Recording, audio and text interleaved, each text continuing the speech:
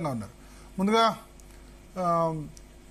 NN Srinivasa Reddy గారు ఇప్పుడే join అయ్యారు. ఎన్ఎన్ శ్రీనివాసరెడ్డి గారు, సో నిన్న ఈటెల రాజేందర్ అటెండ్ అయ్యారు. ఆయన చెప్పిన జవాబుల్ని బట్టి చూసిన తర్వాత మీ రీడింగ్ ఏంటి, పొలిటికల్ రీడింగ్ ఏంటి? ఇప్పుడు ఈటెల రాజేందర్ గారు లోపల ఏం చెప్పిండో మనకు తెలియదు కానీ ప్రెస్ కొచ్చి వారు ఇచ్చిన స్టేట్మెంట్ అయితే నేను చూశాను. దాంట్లో రెండు విషయాలు చాలా స్పష్టంగా మాకు అర్థమైనాయి. సబ్జెక్ట్ టు కరెక్షన్ ఒకటేమో ఫైనాన్స్ మినిస్ట్రీకి టెక్నికల్ అంశాలు కావచ్చు, లేదా వ్యాప్కోస్ కు సర్వేకు ఆర్డర్ చేసే విషయం కావచ్చు, లేదు ఈ కాళేశ్వరం కార్పొరేషన్ సంబంధించిన డబ్బుల విషయం కావచ్చు, అవి మాకు సంబంధం లేదు అని చెప్పి ఒకటి స్పష్టంగా చెప్పింది. రెండో విషయం వారు ఏం చెప్పిండ్రు అంటే సబ్ కమిటీ ఏర్పాటైంది కాళేశ్వరం మీద, తుమ్మల నాగేశ్వరరావు గారు కూడా దాంట్లో ఉన్నారు. ఆ సబ్ కమిటీ రిపోర్ట్ కేబినెట్ లో పెట్టినాము, కేబినెట్ లో అది పెట్టిండ్రు, దానివల్ల కేబినెట్ నిర్ణయం తీసుకున్న మాట అన్నారు. సరే, నిన్నటి వరకు అది కరెక్టే అనుకున్నాం. కానీ ఈ రోజు ఆ సబ్ కమిటీ మెంబర్ అయిన తుమ్మల నాగేశ్వరరావు గారు వేరే రకమైన స్టేట్మెంట్ ఇవ్వడం జరిగింది. సబ్ కమిటీ కేవలం ప్రాణహితకు సంబంధించిన అంశాలు, ఆ తొమ్ముగూడేమో అవన్నీ చూసినాం, కానీ కాళేశ్వరం గురించి సబ్ కమిటీలో ప్రస్తావన లేదు, అది కాదు, కావాలంటే ఆ రిపోర్ట్ నేను బయటికి పెడతా అని చెప్పడం జరిగింది. సో ఇక్కడ సరే, డీసీ ఘోష్ కమిషన్ అనేది చట్టబద్ధంగా వేసిన కమిషన్ కాబట్టి ఒక్క వీళ్ళు రాజేందర్ గారి మాటలే కాదు, రేపు హరీష్ రావు గారి మాటలే కాదు, ఇంజనీర్లు, టెక్నికల్ కమిటీస్ అవన్నీ కూడా ఒక ప్రాసెస్ ప్రకారంగా ఎన్ని రోజులు కూడా ఎంక్వైరీ చేశారు, ఇంజనీర్లు అఫిడవిట్లు ఇచ్చారు. సో బేసిక్ గా మనం పత్రికల్లో చూస్తున్న వార్త ప్రకారం ఇంజనీర్లందరూ కూడా ఏ డెసిషన్ కూడా మేము తీసుకోలేదు, అన్ని పైనుంచి వచ్చినాయి అని చెప్పి చాలా స్పష్టంగా చెప్పడం జరిగింది. ఇంక్లూడింగ్ డిజైన్స్ గానీ, ఎక్కడ కట్టాలని గానీ, ఏ రిపోర్ట్స్ ఉన్నాయని గానీ అవన్నీ కూడా మాకు సంబంధం లేని అంశాలు అని చెప్పి ఇంజనీర్స్ చెప్పడం జరిగింది. అయితే లాస్ట్ కు అప్పుడు మనకు గతంలో డిజైన్స్ కోసం ఒక ప్రత్యేకమైన ఆఫీస్ ఉండేది ఉమ్మడి ఆంధ్రప్రదేశ్ లో కూడా. సో వాళ్ళకు కూడా సంబంధం లేకుండా కాళేశ్వరం డిజైన్స్ అన్ని అయినాయి. సో ఇప్పుడు ఘోష్ కమిషన్ తేల్చాల్సింది ఏంటి అంటే ఈ డిజైన్లు గాని దానికి సంబంధించిన వ్యవహారం అంతా చట్టబద్ధంగా ఉన్న ప్రభుత్వ తరఫున ఉన్న ఏజెన్సీలు చేసినాయా లేకుంటే ప్రైవేట్ ఏజెన్సీలు చేసినాయా, బేసిక్ రిపోర్ట్ ఎక్కడి నుంచి వచ్చింది, ఒకవేళ వ్యాప్కోస్ చేసినా కూడా వ్యాప్కోస్ కి ఎవరెవరు సహాయం చేసిండ్రు, ఆ పర్టికులర్ ప్రాంతాల్లో కట్టాలన్న నిర్ణయం ఎందుకు తీసుకున్నారు అనే విషయం మీద టెక్నికల్ అంశాలు కాబట్టి అవన్నీ కూడా కమిషన్ చూస్తుంది. ఒకటి, ఈ రోజు తెలంగాణ రాష్ట్రంలో 1,00,000 కోట్ల రూపాయలు కాళేశ్వరం మీద పెట్టిందనేది వాస్తవం. ఆ 1,00,000 కోట్ల రూపాయలు 94,000 కోట్లు అని చెప్పారు ఇవాళ. ఇక 94,000కు 1,00,000 కోట్లకు మీరు 1,00,000 కోట్ల కరప్షన్ అని చెప్తున్నారు అంటున్నారు. అది దాని పక్కన పెడతాం, వాటి మీదకి నేను పోను. ఈ రోజు 1,00,000 కోట్ల రూపాయలు పెట్టిన తరువాత కాస్ట్ బెనిఫిట్ రేషియో ప్రకారంగా మనకు తెలంగాణ రాష్ట్రానికి కావాల్సిన లాభం వచ్చిందా లేదా అనేది ఒకటి తేల్చాలి. ఇప్పుడు జరుగుతున్న క్రమము వాదోపవాదాలు ఏమున్నాయంటే, ఇప్పుడు బీఆర్ఎస్ పార్టీ వాళ్ళు ఇది అద్భుతం మహాద్భుతం అని చెప్పి వాళ్ళు అంటున్నారు. మరి మహాద్భుతం అన్నప్పుడు ఆ బ్యారేజ్ కుంగిపోవడము, ఆ ఎలక్ట్రిసిటీ కోసం అంత ఛార్జెస్ పెట్టడం, కొన్ని వేల కోట్ల రూపాయల భారం ప్రభుత్వానికి పడుతుండడం, తెచ్చిన అప్పులకు వడ్డీలు కట్టడం, 12,000 నుంచి 16,000 కోట్లు ప్రతి సంవత్సరం భారం పడుతుందని చెప్పి క్యాగే రిపోర్ట్ ఇచ్చింది. ఎన్ఎం శ్రీనివాసరెడ్డి అనట్లే, క్యాగ్ చాలా స్పష్టంగా పర్యవేక్షణ లోపము, నిర్వహణ లోపము, డిజైన్ లోపము ఉంది ఈ ప్రాజెక్టు మీద అని చెప్పి క్యాగ్ రిపోర్ట్ చెప్పడం జరిగింది. సో ఇన్ని అంశాలు కాళేశ్వరం అనేది ఒక గుదిబండ అని చెప్పి ప్రైమా ఫేసి ఎస్టాబ్లిష్ అయిన తర్వాత అసలు నిజాలు నిగ్గు తేల్చడానికే మనం ఘోష్ కమిషన్ వేసినాం. సో నిజాలు ఎట్లా నిగ్గు తేలుతుంది అంటే అన్ని రకాల వాదనలు కూడా కమిషన్ ముందు వినిపించిన తర్వాత వాళ్ళు ఏదైతే రిపోర్ట్ ఇస్తారో నా వరకు నేను దాన్నే ప్రామాణికంగా నేను భావిస్తా. అంతకంటే ముందు కరప్షన్ జరిగింది, పర్యవేక్షణ లోపం జరిగింది, బ్యారేజ్ కుంగిపోయింది, దానివల్ల తెలంగాణకు నష్టం జరిగింది అనేది ఫ్యాక్ట్స్ తో సహా అర్థమైతా ఉంది. కానీ దీనికి పక్కాగా ఆ రోజున్న సీఎం గారు, ఆ రోజున్న ఇరిగేషన్ మంత్రి, అప్పుడున్న అధికారులే కదా బాధ్యత వహిస్తారు. ప్రతిపక్షంలో ఉన్న వాళ్ళైతే బాధ్యత వహించారు కదా, కేంద్ర ప్రభుత్వం బాధ్యత వహించదు కదా. కాబట్టి మా ఎన్నికల వాగ్దానం, వాళ్ళు అనేది కాదండి, మా ఎన్నికల వాగ్దానం ఏంది అంటే దీని వెనుక ఏదైనా అవినీతి జరిగిందా, ఆ దోషులు ఎవరో ఖచ్చితంగా నిగ్గు తేలుస్తాము, చట్టం ముందు నిలబడతాం అనేది మేము ప్రజలకు ఇచ్చిన వాగ్దానం. దాని ప్రకారంగా మేము అసెంబ్లీలో చర్చ చేసిన తర్వాత కమిషన్ ఏర్పాటు కావాలనుకున్నాము. ఆ కమిషన్ ఏర్పాటు అయింది. అది నిజాలు నిగ్గు తేలుస్తుందని మేము ఆశిస్తా ఉన్నాం. ఓకే, వాళ్ళు అనేది ఏంటంటే కాంట్రాక్ట్ కంపెనీ ఎలాంటి ప్రపంచంలోనే రెప్యుటేషన్ కలిగిన సంస్థ. సో దానిలో ఎక్కడుంది మనీ ట్రయల్ ఏమైనా జరిగిందా, మాకేమైనా డబ్బులు ముట్టినట్టు ఏమైనా జరిగిందా, దాన్ని ఏమైనా ఉండాలి తప్ప 2 పిల్లర్లు వంగితే మొత్తం కాళేశ్వరం ప్రాజెక్టు పాడైపోయినట్టు ఎట్లా? కాళేశ్వరం ప్రాజెక్ట్ అంటే వాళ్ళు చెప్తున్నారు కదా 3 బ్యారేజీలు, ఇన్ని రిజర్వాయర్లు, ఇన్ని చెరువులు, ఇవన్నీ చెప్పి దానిలో ఒక 2 పిల్లర్లు వంగితే మొత్తం బదనాం చేస్తున్నారు. ఇవాళ నిన్న ముఖ్యమంత్రి స్టార్ట్ చేసిన గంధమల్ల రిజర్వాయర్ కూడా కాళేశ్వరం ప్రాజెక్టులో భాగం కదా అని అంటున్నారు. ఇప్పుడు కాళేశ్వరం ప్రాజెక్టు తోటి కాస్ట్ బెనిఫిట్ రేషియోలో అది వయబుల్ కాదు అని క్యాగ్ రిపోర్ట్ చెప్పింది. నేను హరీష్ రావు గారి మాటలు నమ్మాలనా ఇంకోటి మాట? రైతుల కోసం ఎంతైనా ఖర్చు పెడతాం, కాస్ట్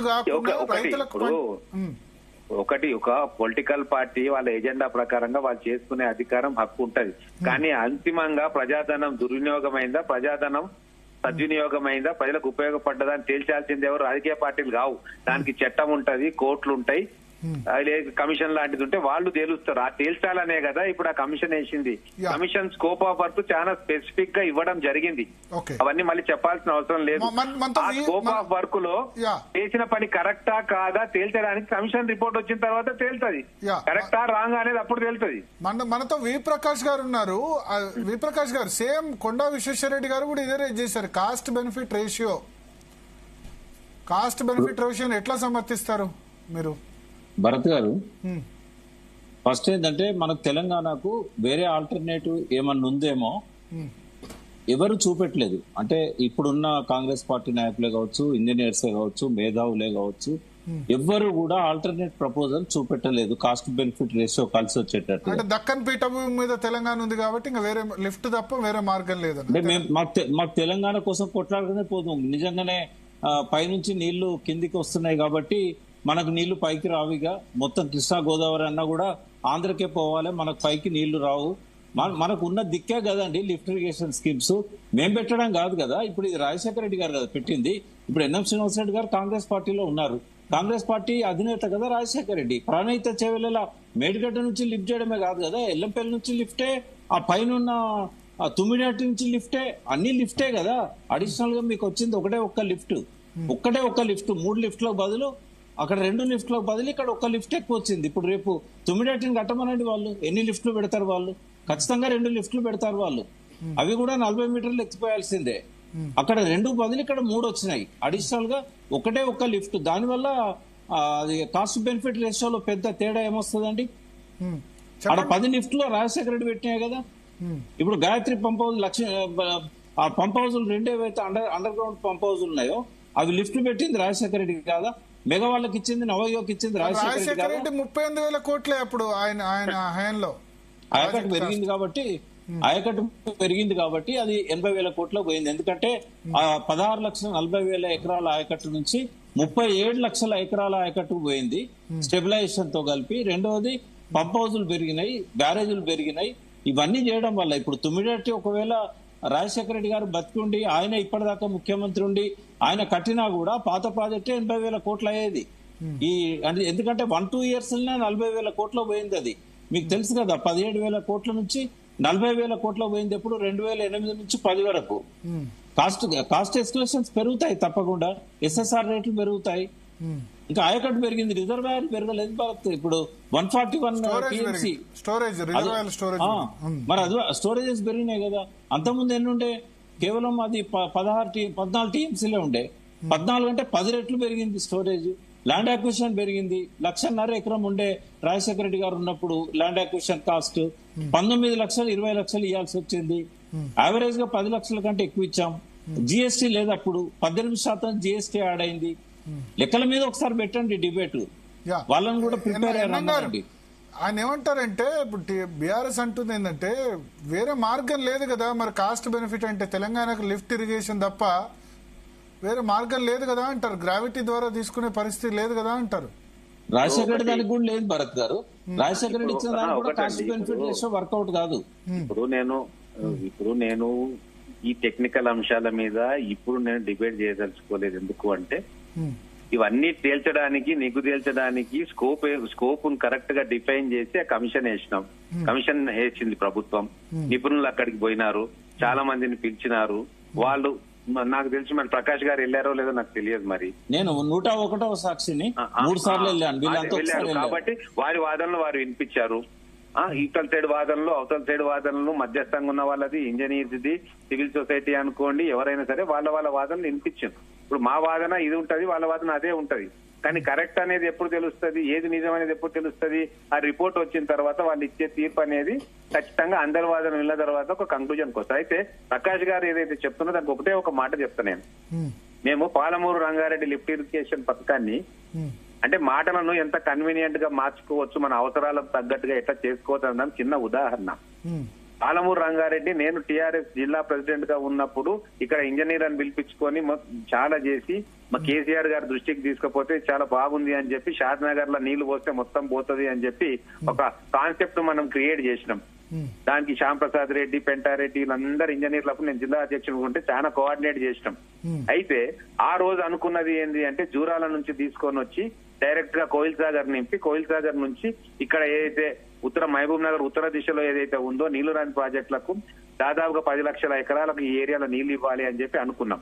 ఎందుకంటే కింది వైపు కల్వకుర్తి ఉంది, ఇటువైపు ఇంకా అలంపూర్ సైడ్ కూడా ప్రాజెక్ట్స్ ఉన్నాయి. ఇటువైపు అయితే చుక్క నీరు రాదు. దీనికి నియరెస్ట్ స్టేషన్ జూరాల అంటే కన్వీనియంట్ గా వీళ్ళు ఏం చేసిండ్రు, దూరం మార్చి కల్వకుర్తి అక్కడనే, మిషన్ భగీరథ అక్కడనే, పాలమూరు రంగారెడ్డి కూడా అక్కడనే. ఎన్విరాన్మెంట్ క్లియరెన్స్ లేక అది లేక ఈ పాలమూరు ప్రాజెక్టు ఆగిపోయింది.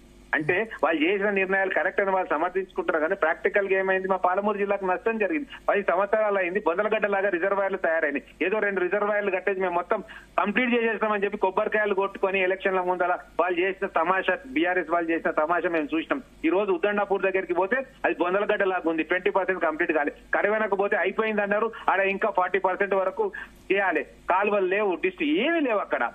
మేము అక్కడ వనరు అవైలబిలిటీ ఉంది కాబట్టి ఇక్కడికి మార్చినామని చెప్పి మొత్తం పాలమూరు లిఫ్ట్ ఇరిగేషన్ మొత్తాన్ని ఈ రోజు త్రిశంకు స్వర్గంలో నెట్టిరు. మరి దానికి ఏదో వాటర్ అవైలబిలిటీ అనే సాకును తీసుకొని పెంచుకొని ఇష్టమున్న వాళ్ళ కాంట్రాక్ట్లు ఇచ్చుకొని తెలంగాణను ఆర్థిక భారాన్ని పెట్టి తెలంగాణ ప్రజల మీద వేల కోట్ల రూపాయలు ఇప్పుడు అప్పులుగా కట్టుకుంటూ మిత్తిలు కట్టుకుంటూ ఇంతకంటే మార్గం లేదు, మీరు సావండి, ఇంకా 25 సంవత్సరాలు మీరు ఇట్లనే అప్పులు కట్టాలి, వడ్డీలు కట్టాలి, స్కూళ్లకు, కాలేజీలకు, రోడ్లకు, పిల్లలకు, స్కిల్ డెవలప్మెంట్ కు డబ్బులు లేక ఈ రోజు అడుక్కొని తింటున్నాం. దీనికి కారణం ఎవరండి అంటే కేవలం నీళ్లు ఇస్తే సరిపోతుందా? కేవలం నీళ్లతోటే బతుకుతున్నామా? ఈ రోజు తెలంగాణ బతకలేదా? నీళ్లు కావాలి, సమాంతర అభివృద్ధి. వినండి ఇది ఫాల్స్ ఒక నెరేటివ్ క్రియేట్ చేస్తా ఉన్నారు. నీళ్లు కావాలా, నీళ్లతో పాటు మనిషి ఆత్మగౌరవంతో బతకాలి, చదువు కావాలి, ఉద్యోగాలు కావాలి, విద్య కావాలి, ఉపాధి కావాలి. ఇవన్నీ కూడా సమాంతరంగా ఒక విజన్ ఉన్న నాయకుడు ఏం చేస్తాడంటే ఉన్న పిండి కొద్ది రొట్టె మన దగ్గర ఎంత రిసోర్సెస్ ఉన్నాయి దాన్ని ఎట్లా వాడుకోవాలి, ఈ 10 సంవత్సరాలు 15 సంవత్సరాలు ప్లాన్ పెట్టుకుంటాడు. ఎవరైనా తెలివి ఉన్నాడు 2 సంవత్సరాలు నేను మొత్తం ప్రాజెక్టులు కట్టేస్తాను అంటాడా అండి? ఏ ప్రాజెక్టు 2 సంవత్సరాలు 3 సంవత్సరాలు అయింది? ఆ అత్యాశతోటి ఆ కమిషన్లకు అక్కుతోటి కట్టినందుకే ఈ రోజు అక్కడ కూలిపోయింది. దాని గురించి మాట్లాడాలి ఎవరన్నా. ఇప్పుడు మనము తెలంగాణ కొట్లాడినాం, అందరం ప్రతి ఒక్కరు కొట్లాడింది. అక్కడ ఉన్న ప్రకాష్ గారు మేము ఎన్నో త్యాగాలు చేసినాం. కానీ తెచ్చుకున్న తెలంగాణలో కేసీఆర్ వల్ల ఎంత కంట్రిబ్యూషన్ అయింది, ఎంత దారుణమైన నష్టం జరిగింది అనేది కూడా ఒక రియలిస్టిక్ ఆలోచన మనం చేసుకోవాలి కదా. నిష్పక్షపాతంగా మనం ఆ సైడ్ ఉన్నామా ఈ సైడ్ ఉన్నామన్నా కాదు. తెలంగాణ ప్రజల మీద ఈ రోజు రుణభారాన్ని తీసుకొచ్చింది నిరర్థకమైన ఆలోచన లేని ప్రాజెక్టులతో కాదా అనేది ఆలోచన చేసుకోవాలి కదా. అంటే ఇప్పుడు మీరు అనేది మొత్తం పాలమూరు రంగారెడ్డి అయినా ఇదైనా రెండు వ్యతిరేకిస్తున్నారా? ఇదే ఇప్పుడు ఒకటి వ్యతిరేకం కాదు. చిన్న ఖర్చుతోటి ఎక్కువ నీళ్లు తీసుకొచ్చేది వదిలేసి లిటిగేషన్ లో వచ్చి అంతర్రాష్ట్ర ప్రాబ్లమ్స్ వచ్చేటట్టుగా ఎన్విరాన్మెంట్ ప్రాబ్లమ్స్ వచ్చే దగ్గర ప్లేస్ లో అది తీసుకొని పెట్టి అది పూర్తి కాక మా పాలమూరి బాధలు ఎవరికి చెప్పుకోవాలి? ఇప్పుడు ఏ ప్రాజెక్ట్ కంప్లీట్ అయింది పాలమూరులో? కాళేశ్వరానికి 1,00,000 కోట్లు పెట్టిన మరి పాలమూరుకి ఎందుకు పెట్టలే? ఎంపీని గెలిపించుకున్నాం ఇక్కడ అగేన్స్ట్ ఆల్ ఆర్ట్. ఇక్కడ నుంచి ముఖ్యమంత్రిగా పోయిండు, ఏం చేసిండు మా పాలమూరుకు? చెప్పుకోవాలి. ఉత్తర తెలంగాణ తెలంగాణ, ఉత్తర తెలంగాణ ఆలోచన దక్షిణ తెలంగాణ రుద్దుతారా ప్రతిసారి?